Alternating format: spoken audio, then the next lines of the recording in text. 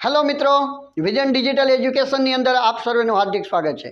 મિત્રો, ધોરણ 12 વિષય એસપીસીસીની અંદર સીસી વિભાગમાં કયા વિભાગમાં સીસી વિભાગનું ચેપ્ટર નંબર 3 ના આજે આપણે એમસીક્યુ જોવાના છે। ચેપ્ટર નંબર 3 ના એમસીક્યુ જોશું। ખાસ લગભગ બધા એમસીક્યુ આવરી લીધા છે એટલે વ્યવસ્થિત સમજી લેજો મિત્રો। પહેલો એમસીક્યુ છે, વેપારી સંસ્થા પેઢીમાં કાયદાકીય કે બંધારણીય બાબતો केवी बाबतो कीधी होय? कायदाकीय के बंधारणीय बाबतो कीधी होय। कायदाकीय के बंधारणीय मित्रों खास याद रखजो, कायदाकीय के बंधारणीय बाबतो माटे बराबर कार्यालयनी माळखागत बाबतो अंगेना कर्मचारी अहींया माळखागत बाबतो अंगेना कर्मचारीओने जाण करवा कयो पत्र लखाय छे। आमां बीजुं कांई याद नथी राखवानुं। तमारे शुं याद राखवानुं? जो कायदाकीय बाबतो कीधी होय के बंधारणीय बाबतो कीधी होय एटले आख्युं विषयनो जवाब शुं आवे? नोटिस आवे। शुं आवे? नोटिस। बराबर कायदाकीय के बंधारणीय बाबतोनी वखतो वखत जाण करवा माटे लखातो पत्र एटले नोटिस होय। नोटिस छे ने नोटिस द्विमार्गी होय। केवो मार्गी होय? द्विमार्गी होय। नोटिस हमेशा केवो मार्गी होय? द्विमार्गी होय। एटले के नोटिस मोकलवामां आवे अने पाછી मेळववामां पण आवे એટલે ખાસ યાદ રાખજો। અને કાયદાકીય એકમની અંદર કોઈ કાયદાકીય ફેરફાર થાય तो एनी अंदर नोटिस द्वारा जाण करवामां आवे छे। अने माळखागत पत्र व्यवहार होय बराबर आंतरविभागीय पत्र व्यवहार जेने कहेवाय तो आंतरविभागीय पत्र व्यवहारनी अंदर 3 प्रकार पड़े, एक परिपत्र, मेमो अने नोटिस। एमांथी नोटिस केवी बाबतो माटे होय? कायदाकीय के बंधारणीय बाबतो माटे होय। आ लेक्चर पूरो थाय त्यां सुधीमां नोटिस शुं, परिपत्र शुं छे ने मेमो शुं छे ए तमने समजाई जशे। ओके, चलो। कर्मचारीओने व्यवस्था तंत्रए घडेल आचार संहितानी वखतो वखत जाण करवा माटेनी वात छे मित्रों। केनी वात छे? आचार संहिता विशेनी वात होय ने आचार संहिता तो आवे परिपत्र। शुं जवाब आवे? परिपत्र। खास याद राखजो, एकमनी अंदर आचार संहितानी जाण करवा माटे लखातो पत्र व्यवहार एटले परिपत्र। बराबर आंतर विभागीय पत्र व्यवहारो केटला? आंतर विभागीय पत्र व्यवहारो एमां 3 आवे। केटला आवे? 3। 3 नी अंदर पहेलुं आवे नोटिस,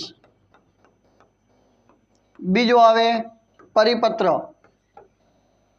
अने त्रीजो आवे मेमो। शुं आवे? नोटिस, परिपत्र अने मेमो। आंतर विभागीय पत्र व्यवहार ने बीजा कया नामे ओळखवामां आवे? तो के संस्थागत पत्र व्यवहार। केवा पत्र व्यवहार पण कहेवाय? संस्थागत पत्र व्यवहार।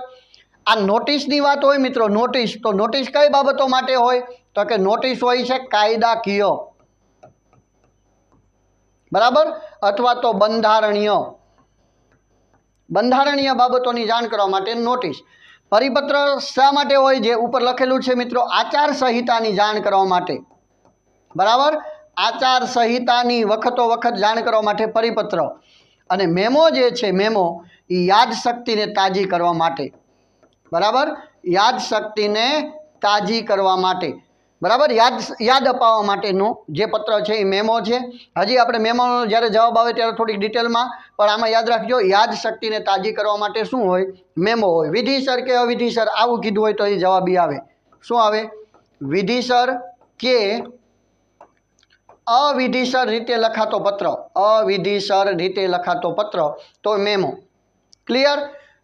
कायदाकीय के बंधारणीय बाबतो नोटिस, आचार संहितानी जाण करवा माटे परिपत्र अने याद शक्तिने ताजी करवा माटे, याद अपाववा माटे के विधिसर के अविधिसर रीते लखातो होय अने मेमो तरीके ओळखवामां आवे छे। ओके, अहींया आचार संहिता हती एटले जवाब शुं आव्यो? तो के परिपत्र। चालो आगळ। कयो पत्र कोई एक कर्मचारीने नहीं पण कर्मचारीओना समूह के जूथने संबोधीने लखाय छे? जूथ के समूह ने लखाय परिपत्र आवे। शुं आवे? परिपत्र। तो मित्रों परिपत्र विशेना पॉइंट तमे समजी लो, एमांथी कोई पण पूछाय परिपत्रनो जवाब तमने आवडतो होवो जोईए। परिपत्र जे छे ते पहेला तो आचार संहितानी जाण करवा माटे जे ख्याल आवी गयो तमने, आचार संहितानी जाण करवा माटे लखाय एने परिपत्र कहेवाय। बराबर आपणे परिपत्र ज समजीए छीए। बीजुं परिपत्र हमेशा कोने संबोधीने लखाय? तो के समूह ने संबोधीने लखाय। बराबर कोने संबोधीने लखाय? समूह ने संबोधीने लखाय। बीजो समूह ने बधाने एक समान लागू पड़े એક સમાન લાગુ પડે અને જે પરિપત્ર છે તે એક માર્ગી હોય. કેવો હોય? એક માર્ગી હોય. મિત્રો, પરિપત્રની અંદર ઘણીવાર સંબોધન ને શુભેચ્છા દર્શક સમાપન ન લખ્યું હોય તોય પણ ચાલે, પણ પરિપત્રની અંદર તારીખ લખવી ખૂબ જ જરૂરી છે. તારીખ અને સમય ખૂબ જ મહત્વ ધરાવે છે. ખૂબ જ મહત્વ ધરાવે છે. બરાબર. આમાંથી કોઈ પણ પ્રશ્ન પૂછે તમને ખ્યાલ હોવો જોઈએ. આચારસંહિતાની જાણ કરવા માટે તોય પરિપત્ર આવે. સમૂહને સંબોધીને લખાય તોય પરિપત્ર આવે. એક સમાન બધાને લાગુ પડે, જેને મોકલ્યો એ બધાને એક સરખો જ લાગુ પડે, એને શું કહેવાય? પરિપત્ર કહેવાય. કેવો માર્ગી છે? તો કે એક માર્ગી છે. માત્ર મોકલવામાં આવે છે, પ્રત્યુત્તર મેળવવામાં નહીં. તારીખ અને સમય ખૂબ જ મહત્ત્વના છે. મિત્રો, એક્ઝામ્પલ તરીકે આપણે એક લઈ લઈએ તો હાયર સેકન્ડરીની પરીક્ષા ક્યારે લેવાશે તે અંગેની જાણ કરવા માટેનો જે પરિપત્ર આવે છે એ પરિપત્ર એટલે એક પ્રકારની આચારસંહિતાની જાણ કરવા માટે છે. તો કે યસ. સમૂહને સંબોધીને લખાય. હા, સમૂહને સંબોધીને જેને જેને હાયર સેકન્ડરી માટે કે એના માટે ફોર્મ ભર્યા છે એ બધાને એક સમાન લાગુ પડે, એટલે આખા સમૂહને સંબોધીને લખાય છે. કોઈ એક માટે નથી. ગુજરાતમાંથી તમામ વિદ્યાર્થીઓને લાગુ પડે છે અને બધાને એક સમાન લાગુ પડે. અમુક એમ કે છે કે મારે અહીંયા લગ્ન છે તો 2 દિવસ પછી પરીક્ષા આપીશ, એમ હોય ના, એક સમાન લાગુ પડે. કેવો માર્ગી છે? એક માર્ગી. એને માત્ર મોકલવાનું હોય, પછી બધાએ આપણે પાછો એને જવાબ દેવાનો હોય? ના, પાછો જવાબ દેવાનો હોય નહીં. અને એમાં શું મહત્ત્વનું છે? એમાં કીધું હોય કે આ તારીખથી આ તારીખે ફોર્મ ભરાશે, આ તારીખે એક્ઝામ લેવાશે. તો એ જ તારીખ, એ જ સમય ખૂબ જ મહત્ત્વનો હોય. એ શું હોય? તો કે પરિપત્ર હોય. ક્લિયર? એટલે તમને ખાસ યાદ રાખી દેજો. અહીંયા પ્રશ્ન પૂછ્યો છે સમૂહને સંબોધીને. બરાબર, સમૂહને સંબોધીને લખાય એ પરિપત્ર હોય. સાથે સાથે નોટિસ તફાવતના સ્વરૂપમાં સમજી લો. આપણે હવે અહીંયા સમજી લેશું નોટિસ. આ આચારસંહિતાની જાણ કરવા માટે હતો. નોટિસ કાયદાકીય કે બંધારણીય બાબત માટે હોય. કઈ બાબત માટે હોય? બંધારણીય. ઓકે. નોટિસ આ સમૂહને સંબોધીને લખાય. આ કોઈ એક વ્યક્તિ કે સમૂહ બંનેને સંબોધીને લખાય નોટિસ. આ એક સમાન લાગુ પડે. આ નોટિસ જે છે, નોટિસ એક સમાન લાગુ ન પડે. બરાબર. કોઈ સ્કૂલ હોય, સ્કૂલની અંદર કોઈ એકાદ બે શિક્ષક લેટ આવતા હોય, મોડા આવતા હોય, તો એના લીધે પ્રિન્સિપાલ સાહેબ એક નોટિસ રવાના કરે છે. તો નોટિસ એ બધાને લાગુ પડે? ના, માત્ર કોને લાગુ પડે છે? તો કે જે શિક્ષકો મોડા આવે છે એને.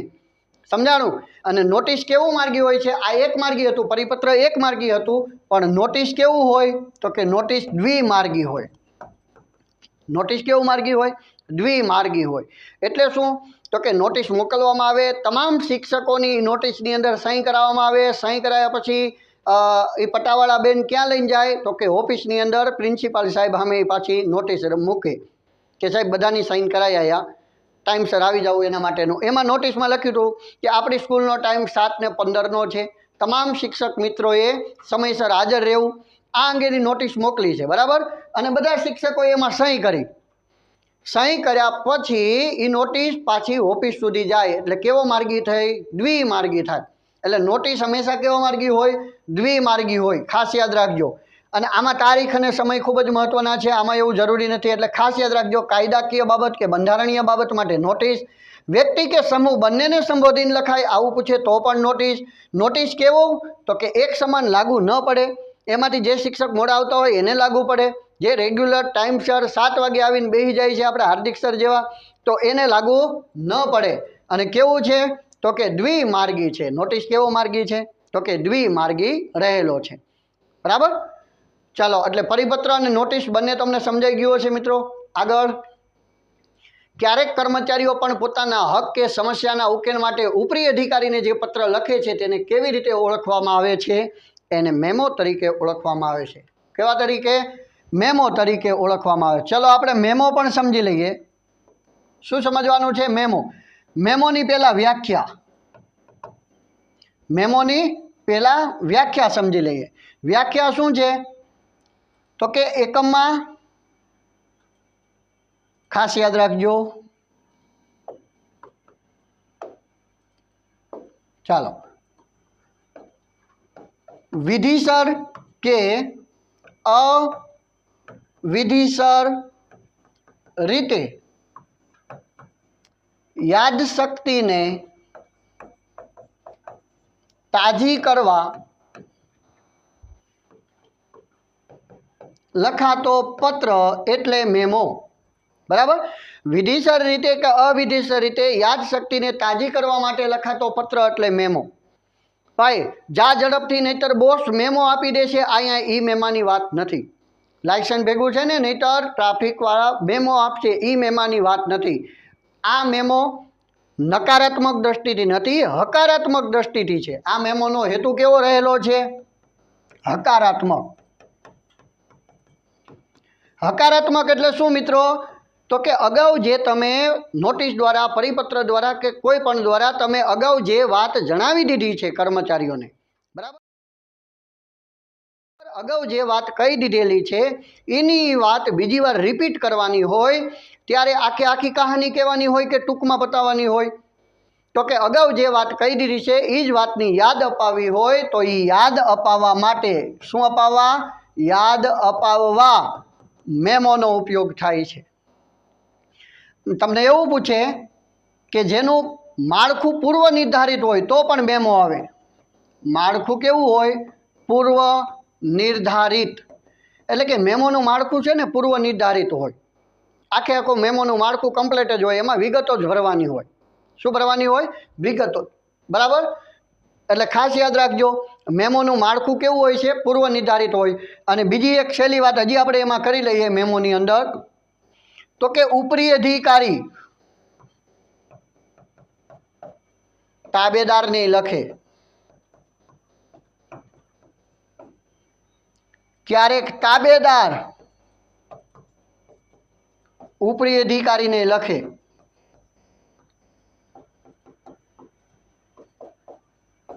અને મિત્રો ક્યારેક ક્યારેક સમકક્ષ અધિકારીઓ વચ્ચે પણ લખાય એવું સ્વરૂપ એટલે મેમો. ક્યારેક ઉપરી અધિકારી તાબેદારને લખે, ક્યારેક તાબેદાર ઉપરી અધિકારીને લખે, ક્યારેક સમકક્ષ અધિકારીઓ પણ મેમાનો ઉપયોગ કરે છે. એટલે આમ મેમાનો ઉપયોગ કોણ કરે? ઉપરી અધિકારી તાબેદારને, તાબેદાર ઉપરી અધિકારીને, કે ક્યારેક સમકક્ષ અધિકારીઓ વચ્ચે પણ થતો હોય એવું શું રહેલું છે? તો કે મેમો. ક્લિયર મિત્રો? ચાલો આગળ સમજશું કે રૂબરૂ મુલાકાતના પત્રમાં નીચેનામાંથી કઈ બાબતનો ઉલ્લેખ કરવામાં આવતો નથી? રૂબરૂ મુલાકાતનો પત્ર છે એમાં કઈ બાબતનો ઉલ્લેખ કરવામાં આવતો નથી? તો રૂબરૂ મુલાકાતનું સ્થળ તો એ તો દર્શાવવું પડે. રૂબરૂ મુલાકાતનો સમય તો કે સમય દર્શાવવો પડે. ઇન્ટરવ્યૂ સ્થળે જવા આવવા અંગેનો મુસાફરી ખર્ચ કે મુસાફરી ખર્ચ તમારે સ્વખર્ચે હાજર રહેવું પડશે. કેવા ખર્ચે? સ્વખર્ચે હાજર રહેવું પડશે. આવું પણ જણાવાય. તો શું ન જણાવાય? તો કે નોકરી અંગેની શરતો. આવું જણાવાય નહીં. એટલે જવાબ શું આવશે? તો કે ડી જવાબ આવશે. શું જવાબ આવશે? ડી. કે નોકરી, હજી તો એને રૂબરૂ મુલાકાત માટે બોલાવ્યો છે તો ત્યાં નોકરી અંગેની શરતો હજી દર્શાવવાની હોય નહીં. એટલે કે શું જવાબ આવે? ડી જવાબ આવે. ઓકે મિત્રો, ચલો આગળ. લેખિત પરીક્ષામાં હાજર રહેવા અંગેની જાણ કરતા પત્રમાં નીચેના પૈકી કઈ બાબતનો ઉલ્લેખ કરવામાં આવે છે? જો અહીંયા કીધું છે ઉલ્લેખ કરવામાં આવે છે. લેખિત પરીક્ષાના સ્થળ, લેખિત પરીક્ષાનું પરિણામ, નિયુક્તિ ઓર્ડર કે ભરતીની જાહેરાત. અહીંયા એમ કીધું છે કે લેખિત પરીક્ષામાં હાજર રહેવા અંગે જાણ કરતા પત્રમાં નીચેના પૈકી કઈ બાબતનો ઉલ્લેખ કરવામાં આવે છે? તો મિત્રો કઈ બાબતનો ઉલ્લેખ કરવામાં આવે? આવો પ્રશ્ન પૂછ્યો છે. જવાબ શું આવશે? તો કે લેખિત પરીક્ષાનું સ્થળનો ઉલ્લેખ કરવામાં આવે. પરીક્ષાનું પરિણામ હજી ન હોય, બરાબર, ઓર્ડર, નિયુક્તિનો ઓર્ડર એટલે નિમણૂકનો ઓર્ડર ન હોય, અને ભરતીની જાહેરાત એટલે ભાઈ એ ન હોય. શું હોય? લેખિત પરીક્ષાનો સ્થળ અને સમયનો ઉલ્લેખ હોય. ઓકે, સ્થળ અને સમય, હા, એનો ઉલ્લેખ હોય. એટલે જવાબ આવે છે એ. ચાલો આગળ. નિયુક્તિના પત્રમાં અંતમાં શું પાઠવવામાં આવે? Most IMP. બરાબર. નિયુક્તિ એટલે કે નિમણૂક કરવી. નિયુક્તિ એટલે શું? નિમણૂક કરવી. અથવા કોઈ કર્મચારીને શું કરવો? તો કે પસંદ કરવો. એ પસંદ કરવાની પ્રક્રિયાને શું કહેવાય? તો કે પસંદગી કહેવાય. બસ આ પસંદગીના પત્રના અંતમાં શું પાઠવવામાં આવે? બે બાબતો મહત્વની છે કે શરૂઆતમાં શું પાઠવવામાં આવે અને અંતમાં શું પાઠવવામાં આવે. અંતમાં કીધું છે એટલા માટે એ જવાબ આવશે. શું આવશે? એ શુભેચ્છા. ક્યારે? પત્રના અંતમાં શું પાઠવવામાં આવે? તો કે શુભેચ્છા. પણ જો મિત્રો શરૂઆતમાં કીધું હોત, કેવું કીધું હોત? તો કે શરૂઆતમાં, તો શરૂઆતમાં જવાબ શું આવત? અભિનંદન આવત. કોઈ પણ નિયુક્તિના એટલે કે નિમણૂક પામનાર વ્યક્તિને શરૂઆતમાં કે તમે પહેલાં લેખિત પરીક્ષા આપી એમાં પાસ થયા, તમને તબીબી તપાસ કરી એની અંદર પાસ થયા, તમારી શારીરિક કસોટી લેવામાં આવી એમાં આપ નિપુણ થયા, પાસ થયા, અને તમે અમારા હોદ્દા માટે લાયકાત ધરો, રૂબરૂ મુલાકાત માટે બોલાવ્યા, તમારા ડોક્યુમેન્ટ બધા વેરીફાઈ થઈ ગયા, એમાં પણ તમે નિપુણ થયા, એટલા માટે અમારા એકમની અંદર ફલાણા હોદ્દા માટે આપની નિમણૂક કરવામાં આવે છે, પસંદગી કરવામાં આવે છે. તે બદલ પહેલાં તો આપને અભિનંદન. એટલે શરૂઆતમાં પહેલાં શું આપવામાં આવે? અભિનંદન આપવામાં આવે શરૂઆતમાં. અને નિયુક્તિના પત્રમાં અંતમાં શું આપવામાં આવે? તો કે અંતમાં શુભેચ્છા આપવામાં આવે કે તમને જે કાર્ય સોંપેલું છે તે કાર્ય તમે પૂરી નિષ્ઠાથી નિભાવશો અથવા તો એ કાર્ય સારી રીતે કરો તેવી આપને શુભેચ્છા. એટલે અંતમાં શુભેચ્છા હોય, શરૂઆતમાં અભિનંદન હોય. ક્લિયર? ચાલો. જ્યારે કર્મચારીના વર્તમાન હોદ્દા, વળતર અને જવાબદારીમાં ફેરફાર કરીને આર્થિક લાભ અને મોભાદાર દરજ્જો મળે, જો અહીંયા ખબર પડી જાય, મોભાદાર દરજ્જો મળે, જેમાં આર્થિક લાભ મળે, બરાબર, જવાબદારીમાં વળતરમાં એમાં ફેરફાર કરવામાં આવે, એટલે આર્થિક જેમાં લાભ હોય, મોભાદાર દરજ્જો મળે, તે માટે કરવામાં આવતી પ્રક્રિયા એટલે શું? એને શું કહેવાય? તો કે એને બઢતી કહેવાય. શું કહેવાય? બઢતી. મિત્રો આ આવી ગયા હવે કર્મચારી વિષયક પત્ર વ્યવહાર. કયા? કર્મચારી વિષયક પત્ર વ્યવહાર. અત્યાર સુધી આપણે ભણ્યા મેમો, નોટિસ પરિપત્ર. મેમો, નોટિસ પરિપત્ર એ આંતરવિભાગીય પત્ર વ્યવહાર હતા, એકમની અંદરો અંદર થતા પત્ર વ્યવહાર, સંસ્થાગત પત્ર વ્યવહાર, બરાબર. પણ હવે કયા પત્ર આવી ગયા? કર્મચારી વિષયક પત્ર વ્યવહાર. કર્મચારી વિષયક પત્ર વ્યવહારની અંદર શું આવે? તો કે ભરતીને લગતો આવે, પસંદગીને લગતો પત્ર આવે, બરાબર, બઢતીને લગતો પત્ર આવે, બદલીને લગતો પત્ર આવે, અપકર્ષ, કેવો? અપકર્ષને લગતો પત્ર આવે, છટણીને લગતો પત્ર આવે, અને નિવૃત્તિ પછીનો એટલે કે નિવૃત્તિને લગતા પત્ર આવે. તો આવા બધા જે પત્રો છે એને કર્મચારી વિષયક પત્ર વ્યવહાર તરીકે ઓળખવામાં આવે છે. એમાંથી અહીંયા કયો પ્રશ્ન પૂછ્યો? કે બઢતી અંગેનો. કયો પૂછ્યો છે?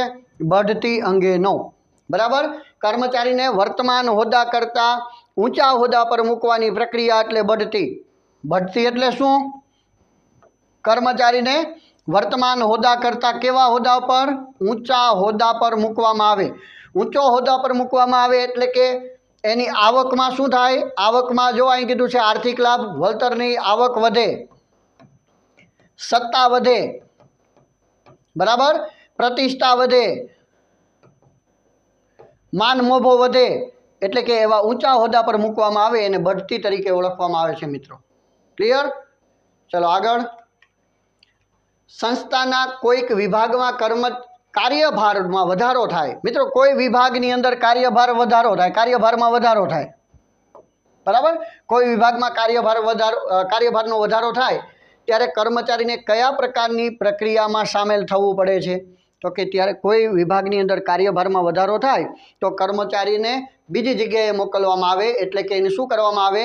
તો કે બદલી કરવામાં આવે. બદલીની વ્યાખ્યા પૂછાય તો કે કર્મચારીને, જો બદલીની વ્યાખ્યા અહીં લખું છું, યાદ રાખી લેજો. કર્મચારીને વર્તમાન હોદ્દાના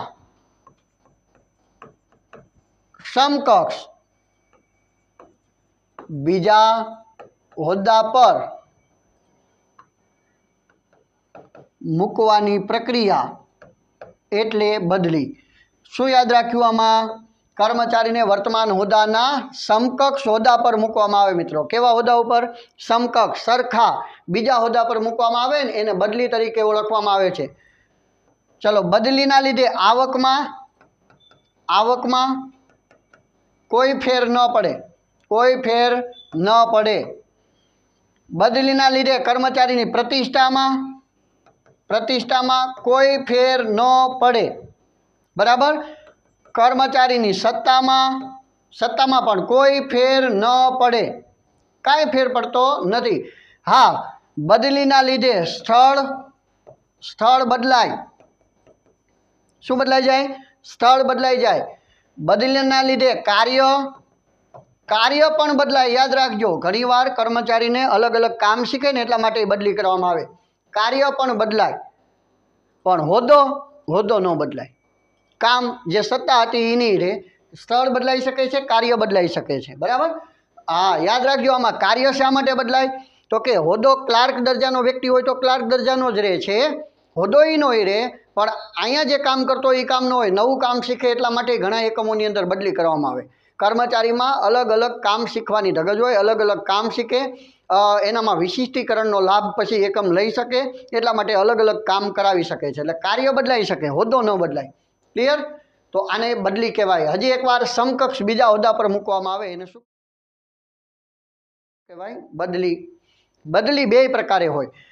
બઢતી છે ને હકારાત્મક દ્રષ્ટિકોણથી જ હોય, અને બઢતી કાં તો સિનિયોરિટીના આધારે આપવામાં આવે કાં લાયકાતના આધારે આપવામાં આવે બઢતી।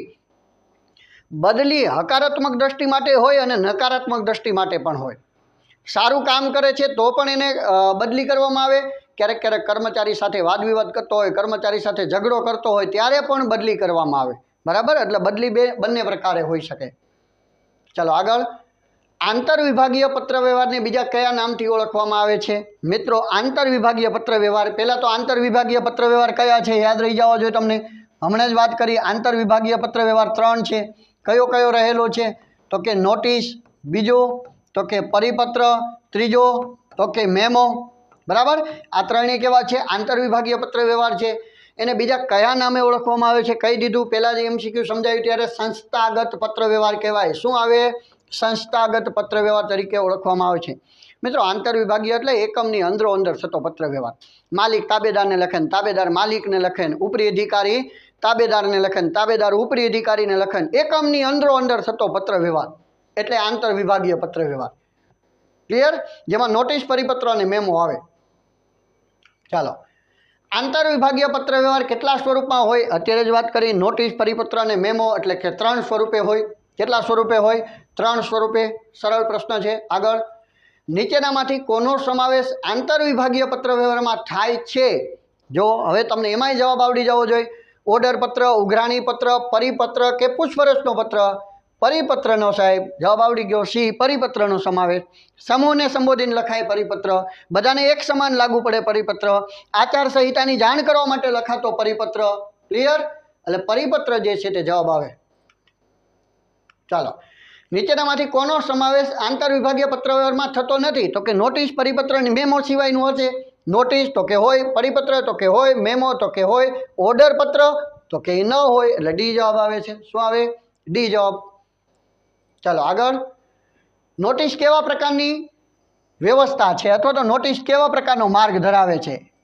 અહીંયા એક માર્ગી નહીં, અહીંયા એક માર્ગી એવું લખવાનું, એક માર્ગી, બરાબર। દ્વિમાર્ગી, ત્રિમાર્ગી કે બહુમાર્ગી? નોટિસ કેવું હોય છે? દ્વિમાર્ગી હોય છે। ક્લિયર? નોટિસ કેવું હોય છે? દ્વિમાર્ગી, જેની આપણે સમજૂતી અગાઉના MCQમાં મેળવી લીધી। દ્વિમાર્ગી હોય, માહિતી મોકલવામાં આવે અને માહિતી પાછી મેળવવામાં આવે। નોટિસ દ્વિમાર્ગી। એક માર્ગી કોણ હોય? એક માર્ગી તો કે પરિપત્ર। પરિપત્ર કેવો હોય? એક માર્ગી હોય। અને નોટિસ કેવું હોય? નોટિસ દ્વિમાર્ગી હોય। ક્લિયર? ચલો આગળ, પરિપત્ર કેવા પ્રકારની સંચાર વ્યવસ્થા છે? કેવા પ્રકારની? બરાબર, કેવા પ્રકારની સંચાર વ્યવસ્થા છે? તો કે એક માર્ગી, એટલે કે એ જવાબ આવે। બરાબર, પરિપત્ર કેવો છે? એક માર્ગી છે, નોટિસ દ્વિમાર્ગી છે। નીચેના પૈકી કોણ કર્મચારીઓમાં સમાનતા જાળવવાનું કાર્ય કરે છે? મિત્રો, બધાને એક સમાન લાગુ પડે, સમાનતા જાળવવાનું કામ કરે। નોટિસ, પરિપત્ર, જનરલ મેનેજર કે મેમો? બધાને એક સમાન કયું લાગુ પડે? જવાબ આવડતો હોવો જોઈએ પરિપત્ર. બધાને એક સમાન લાગુ પડે, બરાબર. તારીખ અને સમય મહત્વનો છે પરિપત્રની અંદર. શેમાં જણાવવામાં આવેલી બાબતો સમૂહના બધા જ સભ્યોને એક સમાન રીતે લાગુ પડે? જો આવી ગયું એક સમાન લાગુ પડે તોય શું આવે? પરિપત્ર. શું આવે? પરિપત્ર. જો અગાઉ વ્યવસ્થિત સમજી ગયા હોય 2-3 MCQ એટલે પાછળના MCQના જવાબ ઝડપથી તમને આવડી જ જાય. એમાં સમજવું પડે એટલે પરિપત્ર આવે એક સમાન લાગુ પડે. ઓકે મિત્રો, અહીંયા થેન્ક યુની સ્લાઇડ આવી ગઈ છે. અહીંયા આપણું ચેપ્ટર નંબર 3, બરાબર, આંતર વિભાગીય પત્ર વ્યવહાર અને કર્મચારી વિષયક પત્ર વ્યવહારના MCQ પણ પૂરા થાય છે, બરાબર. અચૂકથી આ વિડીયો જોઈ લેવો અને તૈયાર કરી નાખવા. નવા વિડીયો સાથે પાછા મળીશું. ત્યાં સુધી જય હિન્દ.